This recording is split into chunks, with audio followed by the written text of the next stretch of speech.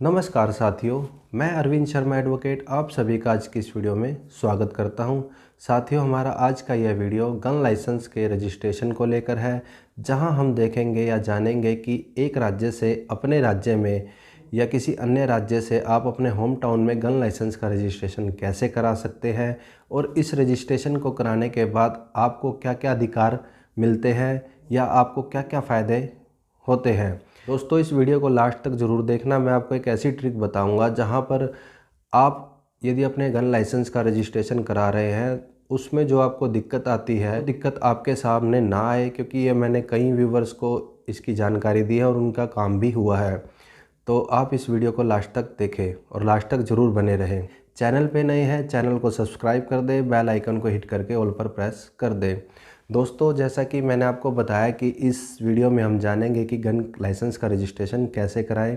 तो इस बात को लेकर हमने यह वीडियो दो भागों में बांटा हुआ है, जहां पर हम पहले भाग में चर्चा करेंगे कि गन लाइसेंस का रजिस्ट्रेशन का प्रोसीजर क्या है या उसकी पूरी प्रक्रिया क्या है, और दूसरे भाग में हम उसके बेनिफिट्स, उसके फ़ायदे को बताएंगे कि आप गन लाइसेंस का रजिस्ट्रेशन यदि अपने ज़िले में करते हैं, यदि आपने वो लाइसेंस दूसरे किसी अन्य राज्य से बनवाया है, तो उसके आपको क्या फ़ायदे हैं। तो चलिए दोस्तों, शुरू करते हैं अपने पहले भाग को, जहां हम जानते हैं कि गन लाइसेंस का रजिस्ट्रेशन कैसे व कौन कर सकता है। देखिए दोस्तों, मैं हरियाणा राज्य से हूं। यदि मेरा लाइसेंस पंजाब या जम्मू कश्मीर से बना हुआ है, तो मुझे भविष्य में उसको रिन्यू करवाने के लिए या उससे रिलेटेड कोई भी वर्क हो, चाहे मुझे उस पर गोलियां बढ़वानी हो या फिर मुझे नाम चेंज कराना हो या उसे मुझे ऑनलाइन एंट्री करवानी हो, कुछ भी काम कराना होगा, तो मुझे उसी जुडिक्शन एरिया में जाना पड़ेगा जहां से वो लाइसेंस इशू हुआ है। क्योंकि जब तक मैं उसका रजिस्ट्रेशन अपने हरियाणा में नहीं करता, उसके सर्वाधिकार लाइसेंस के उसी ज़िले को या उसी राज्य को रहेंगे जहां से वो इशू हुआ है। इसके लिए सबसे पहले ज़रूरी है कि आपका लाइसेंस का क्षेत्राधिकार ऑल इंडिया होना ज़रूरी है, या जिस राज्य में आप रजिस्ट्रेशन कराना चाहते हैं उस लाइसेंस की एरिया वैलिडिटी उस राज्य की ज़रूर होनी चाहिए। मान लीजिए आपका लाइसेंस जम्मू कश्मीर का है और आप यूपी में रहते हैं, तो आप यूपी में रजिस्ट्रेशन तभी करवा सकते हैं दो कंडीशन में, जब आपका लाइसेंस ऑल इंडिया होगा या आपका लाइसेंस में एरिया में जम्मू कश्मीर के अलावा यूपी भी चढ़ा होगा। तो ये दोस्तों, ये तो कंडीशन ज़रूरी है। इसके बाद बात करते हैं हम प्रक्रिया की। मान लीजिए आप गवर्नमेंट एम्प्लॉय थे या आप सेना में थे, जहां आपने गन लाइसेंस बनवाया किसी अन्य राज्य से, जैसे कि जम्मू कश्मीर से ही हम ले लेते हैं। रिटायर होने के बाद आप अपने होम टाउन शिफ्ट हो जाते हैं, तो इन फ्यूचर आपको गन लाइसेंस से रिलेटेड वर्क सारे जम्मू कश्मीर से ही कराने पड़ेंगे। यदि आप चाहते हैं कि आप अपने होम टाउन से भी करवा सके, उसी के लिए आपको रजिस्ट्रेशन कराना ज़रूरी है।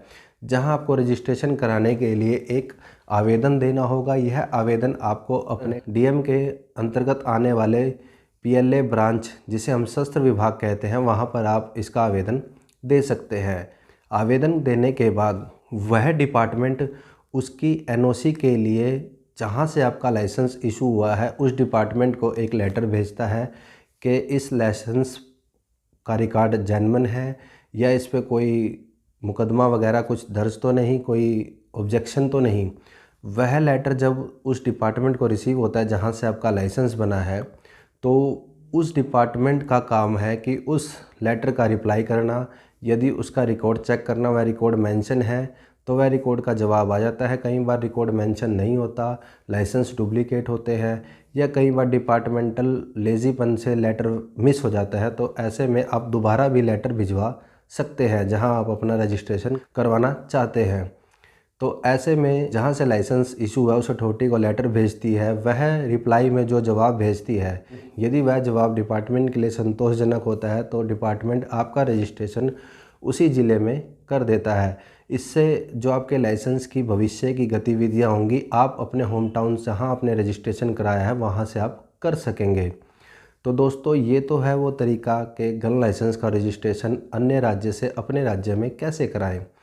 अब हम इस वीडियो के भाग 2 में चलते हैं, जहां मैं आपको बताऊंगा इस लाइसेंस के रजिस्ट्रेशन अपने होम टाउन में कराने के क्या बेनिफिट है। तो जैसा कि दोस्तों हमने भाग 1 में बात करी कि आपको कोई भी कार्य करवाना होगा तो आपको उसी अथॉरिटी के पास संपर्क करना पड़ेगा जहाँ से लाइसेंस इशू हुआ था। तो जैसा कि अब हमारे पास अमूमन हमारे व्यूवर्स यही सवाल पूछते हैं कि सर जम्मू कश्मीर में लाइसेंस का काम कब खुलेगा। ऐसा इसलिए है क्योंकि उनके लाइसेंस तक रिन्यू नहीं हुए, क्योंकि वहाँ पर सभी कार्य पूर्णतः बंद है। तो मैं ऐसे लोगों को यही कहूँगा, यदि आपका लाइसेंस है, राज्य से आपने लाइसेंस लिया है, उससे अलावा अन्य राज्य में रहते हैं, तो आप अपने लाइसेंस का क्षेत्राधिकार बढ़वाकर यह रीज़न भी आप दे सकते हैं और उसका रजिस्ट्रेशन अपने राज्य में करवा सकते हैं, जिससे कि फ़ायदे नंबर 1, आप अपने लाइसेंस का रिन्यूअल अपने एरिया में करवा सकते हैं। कोई भी लाइसेंस संबंधी वर्क होगा, आपको उस राज्य में जाने की ज़रूरत नहीं जहाँ से लाइसेंस इशू हुआ था। आप अपने राज्य से, अपने ज़िले से जाकर ये कार्य करवा सकते हैं। और साथ ही साथ कोई भी इशू अगर आता है, होम टाउन सबसे बेस्ट होता है, जहाँ पर व्यक्ति किसी न किसी नॉन से रिलेटेड होता है और अपने रुके हुए काम को भी निकलवा सकता है। परंतु अनदर स्टेट में कई बार ये मामला देखने को मिलता है, या तो वर्क बंद होते हैं या जानकार व्यक्ति नहीं मिलता, जिसकी वजह से उनका लाइसेंस ना तो प्रॉपर रिन्यू हो पाता और ना ही लाइसेंस ऑनलाइन हो पाया कईयों का आज तक। यही कारण है कि वह लाइसेंस जू के त्यों पड़े हैं, जबकि उनका लाइसेंस ऑल इंडिया का था, परंतु उनके पास सही जानकारी ना होने के कारण उन्होंने अपना लाइसेंस अपने होम टाउन में रजिस्ट्रेशन करने के लिए नहीं दिया।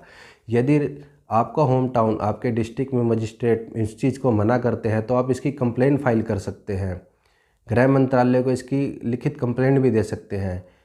जैसा कि दोस्तों हमने आपको बताया था कि मैं आपको एक ट्रिक बताऊंगा, वो ट्रिक ये है कि दोस्तों जब आप अपने डिस्ट्रिक्ट में गन लाइसेंस रजिस्ट्रेशन के लिए देते हैं और वह डिपार्टमेंट उस लाइसेंस की एनओसी के लिए जहां से लाइसेंस इशू हुआ है उस डिपार्टमेंट को लेटर भेजता है, तो आप उस लेटर के भेजने के कुछ दिन बाद डायरेक्ट वहाँ डिपार्टमेंट में चले जाएँ और वहाँ डिपार्टमेंट में जाकर उस लेटर को वहाँ से, उसका रिकॉर्ड यदि जेन्युइन है तो रिकॉर्ड मिलवाकर वहाँ से भेजवाने की कोशिश करें। ये काम आप खुद भी जाकर करवा सकते हैं। इससे फ़ायदा ये होगा कि आपका लेटर वहाँ पर कार्यालय में पेंडिंग नहीं पड़ा रहेगा, क्योंकि गवर्नमेंट काम से हम सभी भली भांति अवगत हैं कि ये काम किस तरीके से होते हैं।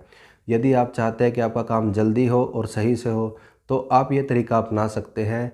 लेटर यहाँ भेजने के कुछ दिनों बाद आप वहाँ जाकर यहाँ से रजिस्टर्ड नंबर ज़रूर ले जाएं, डिस्पैच नंबर जिस दिन डिस्पैच हुआ है वो ले जाकर आप वहाँ पर अपने लेटर की एनओसी भिजवा सकते हैं और वहाँ पर उसकी कॉपी भी ले सकते हैं, जो आपके भविष्य में काम आएगी। यदि वह लेटर नहीं पहुँच पाता, गुम हो जाता है, तो आप वो कॉपी भी रख सकते हैं अपने पास।